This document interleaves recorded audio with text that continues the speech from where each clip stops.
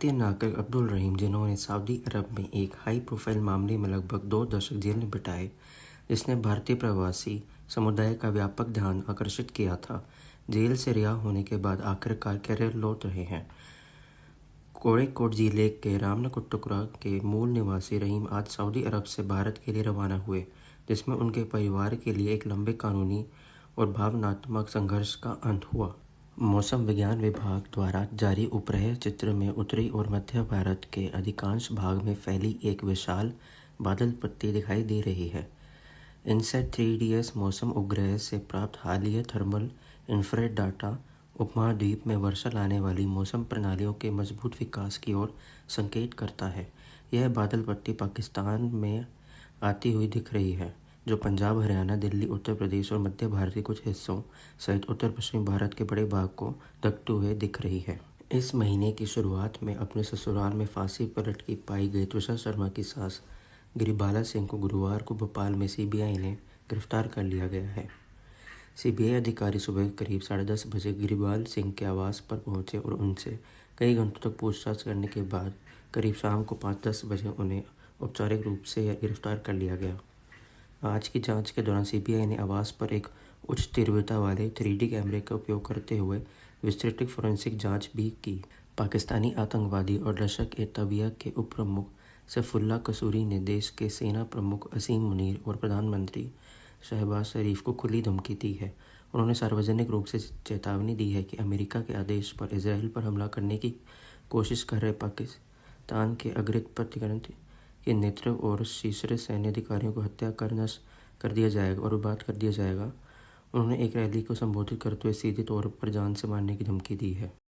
Iran ने Kuwait में एक अमेरिकी हवाई अड्डे को निशाना बनाया। यह हमला तब हुआ जब अमेरिका ने होर्मुज़ जलदर भूमध्य के पास ईरान के ड्रोन ऑपरेशन पर हमला किया, जिसे वाशिंगटन ने ईरानी ड्रोन ऑपरेशन बताया। इसके बाद राष्ट्रपति डोनाल्ड ट्रंप ने तेहरान के साथ हुए कथित समझौते को खारिज कर दिया।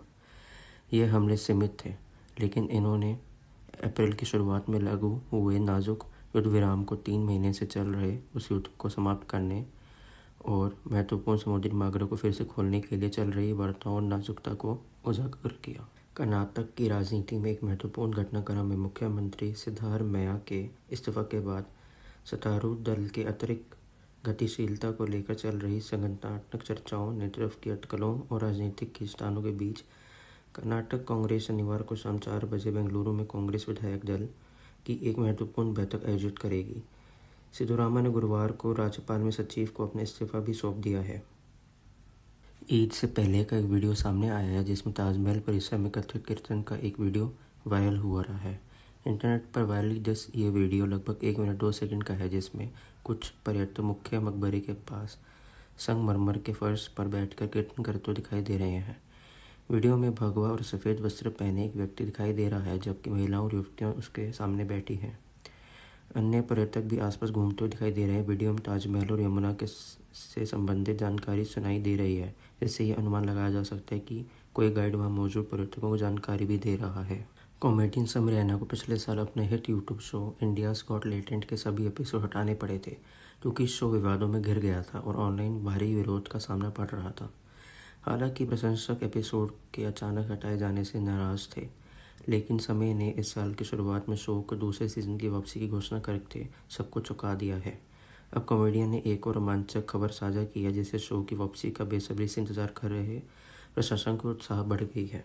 भारतीय निशानेबाज ईशा सिंह ने म्यूनिख में आयोजित ISSF विश्व कप में महिलाओं की 25 मीटर पिस्टल स्पर्धा में विश्व रिकॉर्ड तोड़ दिया। 21 वर्षीय ईशा ने फाइनल में 50 में से 43 अंक हासिल कर दक्षिण कोरिया के किम योजी के 42 अंकों को पीछे रहे रिकॉर्ड को तोड़ दिया और स्वर्ण पदक जीता।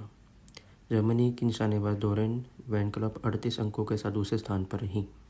राजस्थान रॉयल्स के सलामी बल्लेबाज वैभव सूर्यवंशी ने शुक्रवार को न्यू चंडीगढ़ में जीती बनाम RR क्वालिफायर 2 मैच के दौरान गेंदों का सामना करते हुए सबसे कम गेंदों में 1000 रन बनाने का रिकॉर्ड बनाकर अपने शानदार IPL 2026 सीजन में एक और उपलब्धि हासिल कर ली। सूर्यवंशी को गुजरात टाइटंस के खिलाफ मैच शुरू होने से पहले इस मुकाम तक पहुंचने के लिए 68 रनों की जरूरत थी और उन्होंने दबाव में खेलते हुए दरपारी खेलते हुए सिर्फ 38 गेंदों में यह उपलब्धि हासिल कर ली।